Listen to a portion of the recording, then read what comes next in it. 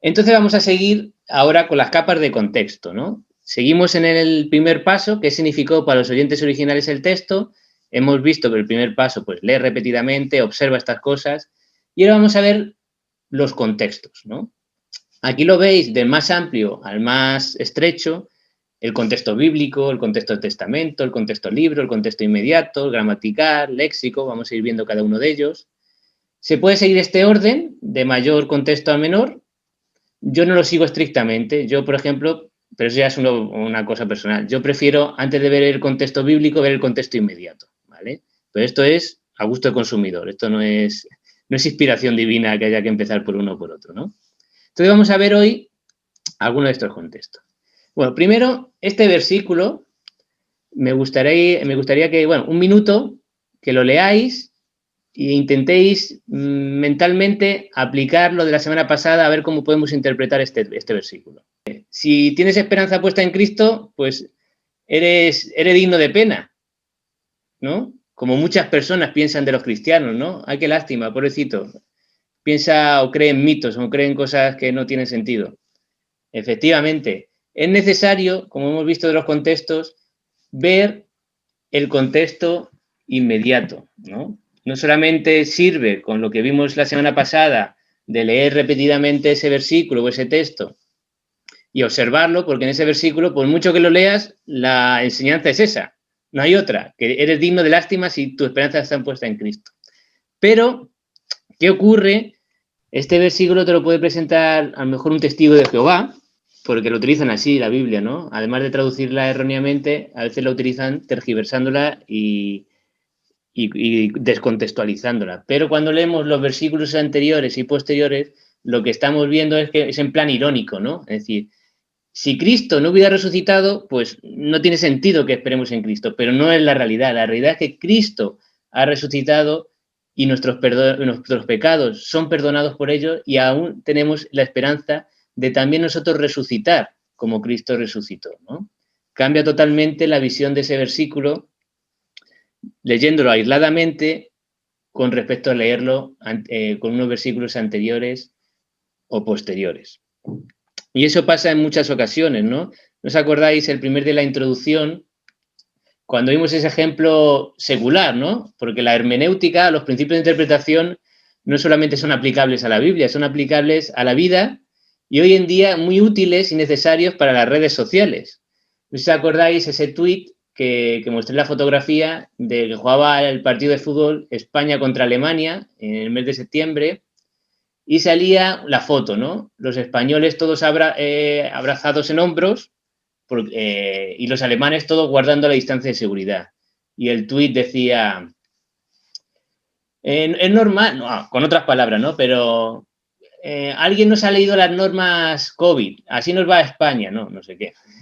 Pero luego cuando pusimos el vídeo, dejamos la foto aparte y pusimos el vídeo, vimos que la selección española estaba así porque estaba tocando el himno. Y en cuanto empezó a sonar el himno alemán, los alemanes hicieron lo mismo, ¿no? En cambio, con esa foto parecía que los alemanes eran los estrictos que guardaban las reglas y los españoles no, ¿no? Y dijimos, qué diferente es ver un vídeo a una foto. Y es un principio aplicar la Biblia, ¿no? La Biblia no hay que verla como una foto, como con cosas aisladas, sino hay que verla en forma de vídeo, secuencial, lo que hay antes y lo que hay después para entenderlo.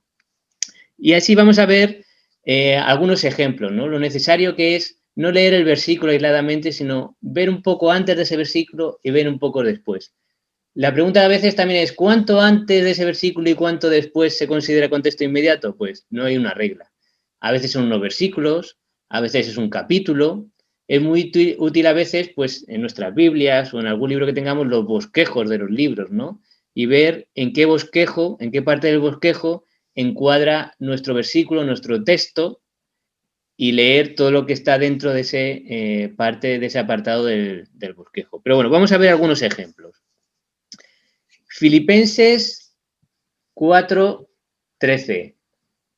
Porque ese todo es la clave para entender bien ese versículo. Todo lo puedo en Cristo fortalece. Muchas veces se utiliza este versículo como algo de un mensaje de autoayuda, ¿no? Todo lo que yo me proponga lo puedo conseguir porque Cristo me fortalece.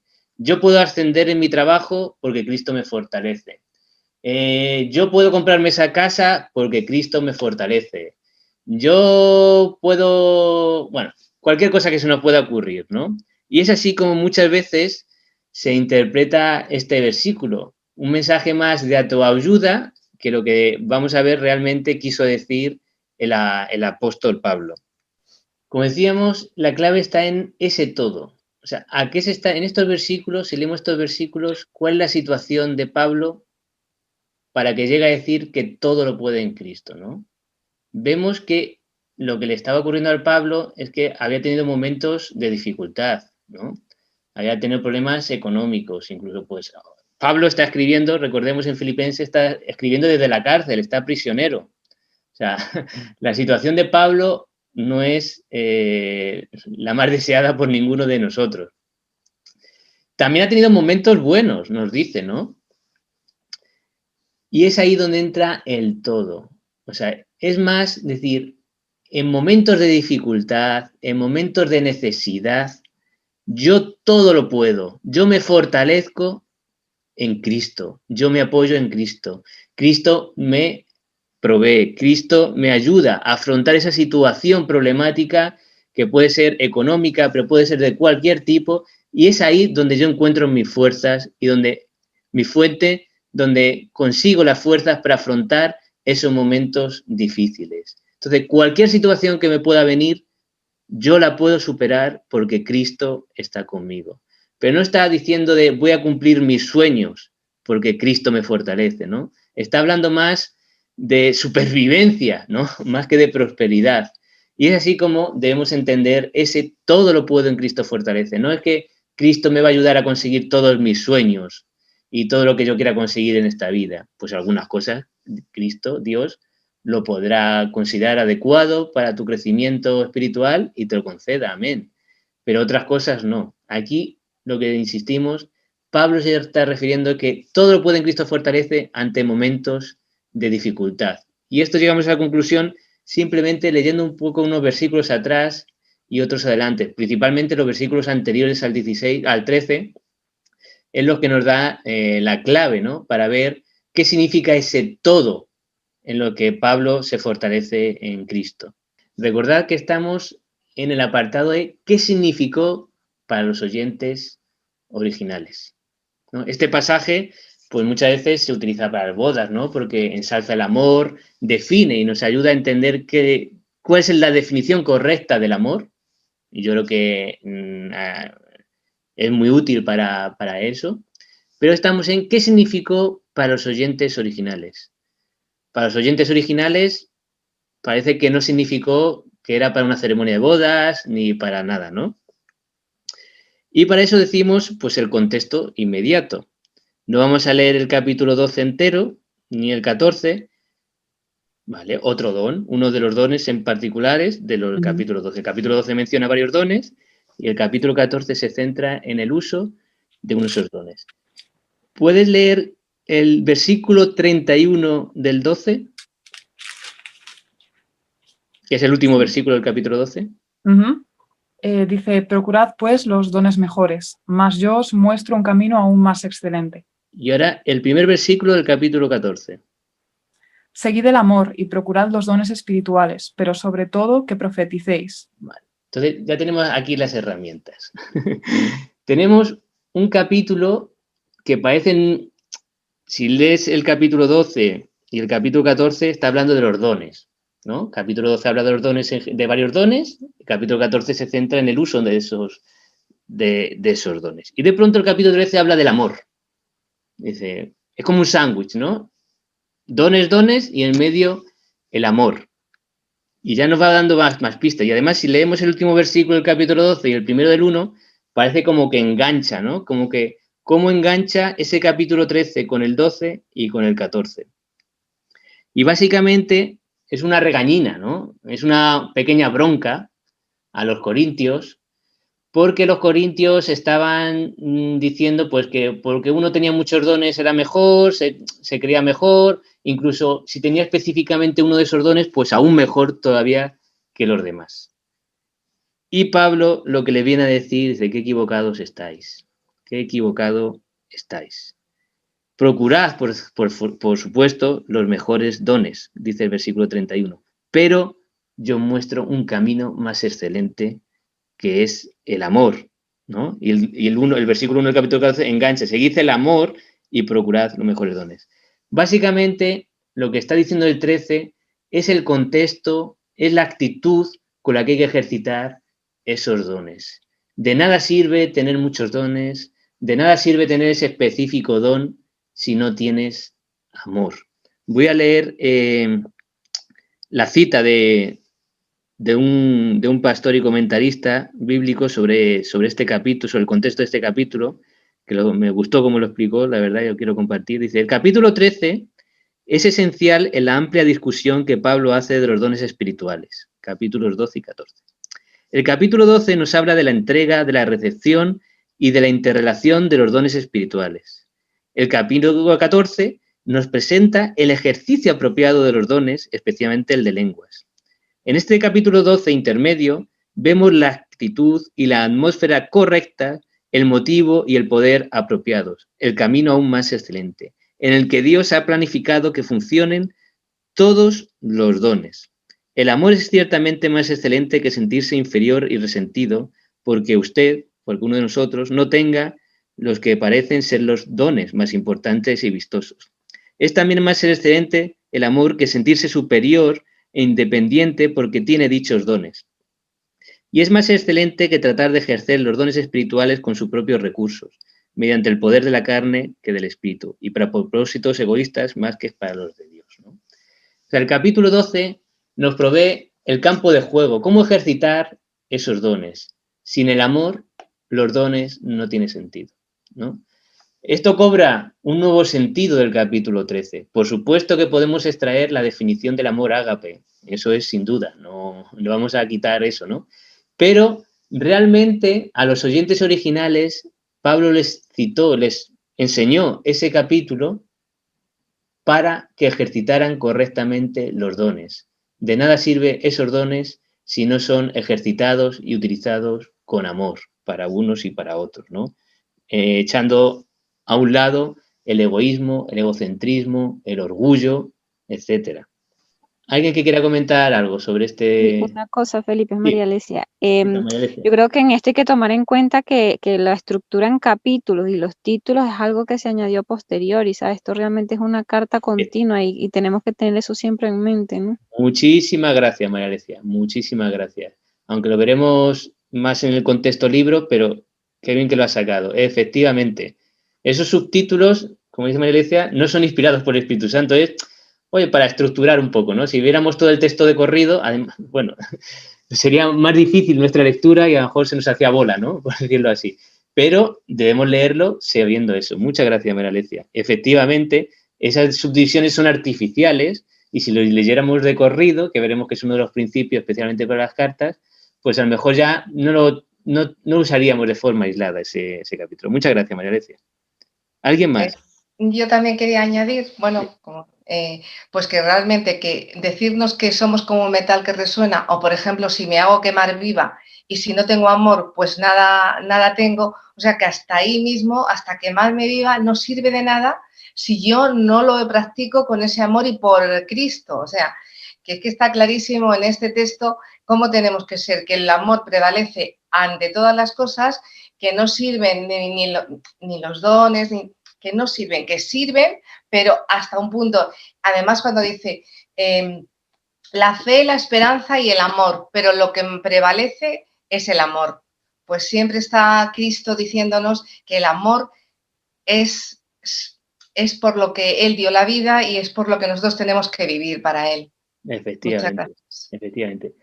Se nos va del contexto, pero bueno, ya que lo has mencionado, fíjate, ¿por qué prevalece el amor y lo demás desaparecerá? ¿Nos dice esos textos? Básicamente porque la fe ya no va a ser necesaria cuando estemos con Dios, porque ya le vemos, no hace falta tener fe cuando estemos al lado de Dios. Y la esperanza, tampoco vamos a necesitar esperanza, porque la esperanza es el que espera que llegue algo y cuando llegue ese algo ya no hace falta tener esperanza de estar con Dios, porque ya estaremos junto con Él. En cambio, el amor continuará. Ya no tendremos necesidad de tener fe, tenemos a Dios a nuestro lado no necesitamos tener esperanza, es que le vemos, estamos ya, lo que siempre anhelamos, lo que siempre esperamos, ya lo hemos conseguido cuando estemos allí en el cielo con Dios. Pero seguiremos teniendo amor y recibiendo amor en el cielo. El amor siempre continuará. Pues vamos a otro pasaje. Tú mismo, Salvador, lee Romanos 8:28. Y sabemos que los que aman a Dios, todas las cosas les ayudan a bien. Esto es a los que conforme a su propósito son llamados. Hasta ahí va. Igual que en Filipenses una palabra clave era el todo, que significaba todo, aquí yo encuentro palabra clave que significa el bien, ¿no? Dice que todo es para bien. Muchas veces esto pues se utiliza también a veces relacionado con la prosperidad, y no hablo solamente con prosperidad económica, sino que te vayan bien las cosas. Es decir, mira, gracias a que se me olvidó esto, me ha redundado en bien para lo otro. Puede ser, no. Pero este versículo, vamos a ver ahora con el contexto inmediato, va más allá, ¿no? En qué significa ese bien. Pues nos pasan cosas en la vida y dice, bueno, esto parece un mal, pero seguro que se revierte en bien. Y a veces a nuestra vista, o materialmente, humanamente, pues no vemos esa reversión en que eso ya se ha convertido en bien. Pero es porque el concepto de bien que tenemos los seres humanos, ¿no? Que me vaya bien es, pues eso, que consiga lo que yo quiero, que pues me asciendan, que es lo que yo quería ascender, pues que tener una salud pletórica, etcétera, etcétera, ¿no? Pero Dios tiene otro concepto de bien. Para Dios, que todo vaya bien es, como vemos en los versículos 29-30, tiene que está en relación con nuestra salvación y nuestra perfección en ser más como Cristo, ¿no? Muchas veces pues nos ocurren cosas y eso, y esperamos que materialmente o humanamente pues reviertan en algún beneficio observable por nuestros ojos materiales. Pero a veces el bien que Dios quiere para nosotros no tiene por qué ser material, sino posiblemente pueda ser espiritual, que redunde en nuestro beneficio espiritual, que redunde en nuestro crecimiento cristiano, en ser más como Cristo. Ese es el propósito realmente que tiene Dios en nuestra vida, y trae a veces cosas a nuestra vida que no entendemos, que no encontramos explicación, que no vemos cómo eso puede revertir en algo bueno, pero esto es aplicable para los creyentes, ¿no? Nos dice el texto, para los que Él llamó, para los que están justificados. En cambio, de alguna forma nos ayuda en nuestro crecimiento espiritual, aunque no nos demos cuenta o no seamos conscientes. Y es así como tenemos que ver este pasaje y las cosas que Dios permite en nuestra vida. Romanos 5, versículos 3 y 4, dice, y no solo esto, sino que también nos gloriamos en las tribulaciones, sabiendo que la tribulación produce paciencia, y la paciencia prueba, y la prueba esperanza, ¿no? Es ese concepto de bien que los humanos tenemos y que a veces no nos alineamos al concepto de bien que Dios tiene. Y eso pues se utiliza, como dice, fíjate, de la oración de Jabes, que no sé cuántos versículos tiene, pues escribió un libro bestseller, no sé cuántos millones y millones de copias se han vendido en muchas librerías. Aquí en España ha llegado, pero no sé si ha tenido tanta repercusión, pero a veces ojeo páginas extranjeras y bueno, era uno de los libros más vendidos en muchas librerías online de Estados Unidos y de América, la oración de Jabes, que es un pasaje del Antiguo Testamento, ¿no? Y muchas veces, pues este mismo versículo, Romanos 8:28, que me encanta, pero hay que leerlo a la luz del versículo 29 y del versículo 30, ¿no? ¿Qué significa ese bien? ¿Cómo puede revertir en ese bien? El último ejemplo, Efesios capítulo 6, 5, 9. Este vais a ver que es un ejemplo en casi todos los textos porque es una predicación que preparé, entonces, como seguí estos pasos, pues ya lo utilizo, ¿no? Lo vimos la semana pasada, Efesios 5, 9, 6, del 5 al 9, que nos habla un poco del amo, del esclavo. Y es interesante, es muy importante también ver en qué contexto se habla de este pasaje. Siervos, obedeced a vuestros amos terrenales con temor y temblor, con sencillez de vuestro corazón como a Cristo, no sirviendo al ojo como los que quieren agradar a los hombres, sino como siervos de Cristo, de corazón haciendo la voluntad de Dios, sirviendo de buena voluntad como al Señor y no a los hombres, sabiendo que el bien que cada uno hiciere, eso recibirá del Señor, sea siervo o sea libre. Y vosotros, amos, haced con ellos lo mismo, dejando las amenazas, sabiendo que el Señor de ellos y vuestro está en los cielos y que para Él no hay acepción de personas. Amén. Bueno, ya vimos y hicimos un ejercicio de observación de este pasaje, que digo, nos va a acompañar y es bueno, pues así vemos con un pasaje cómo hacer todos estos ejercicios. ¿Cuál es el contexto inmediato de este pasaje? Tú que lo tienes ahí, lo tienes ya cogido, esta Violeta. Sí. Puedes observar cuál es de qué habla unos versículos anteriores.